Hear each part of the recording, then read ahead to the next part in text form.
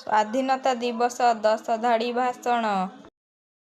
ସମ୍ମାନନୀୟ ସଭାପତି ମହୋଦୟ ଓ ମୋର ପୂଜ୍ୟ ଗୁରୁଜୀ ଓ ଗୁରୁମା ବୃନ୍ଦ, ଏଠାରେ ଉପସ୍ଥିତ ଥିବା ମୋର ସାନ ବଡ଼ ଭାଇ ଓ ଭଉଣୀମାନେ, ଆଜି ହେଉଛି ଅଗଷ୍ଟ ମାସ 15 ତାରିଖ ଆମ ଦେଶର 78ତମ ସ୍ୱାଧୀନତା ଦିବସ। ଆମ ଦେଶ ଭାରତ 1947 ମସିହା ଅଗଷ୍ଟ ମାସ 15 ତାରିଖ ଦିନ ବ୍ରିଟିଶ ଶାସନରୁ ମୁକ୍ତ ହୋଇ ଏକ ସ୍ୱାଧୀନ ରାଷ୍ଟ୍ରରେ ପରିଣତ ହେଲା।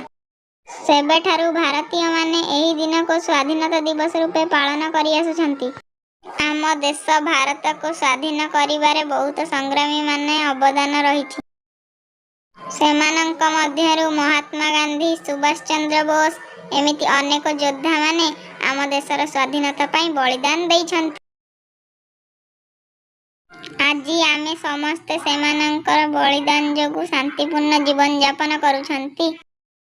ଆମେ ବହୁତ ଭାଗ୍ୟବାନ ଯେ ଏକ ମୁକ୍ତ ଦେଶରେ ଜନ୍ମ ହୋଇଛୁ ଏବଂ ଆମର ନିଜର ମୌଳିକ ଅଧିକାର ଅଛି।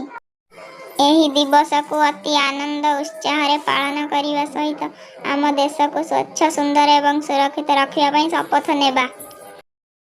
ମୁଁ ଏତିକି କହି ମୋର ବକ୍ତବ୍ୟ ଶେଷ କରୁଛି।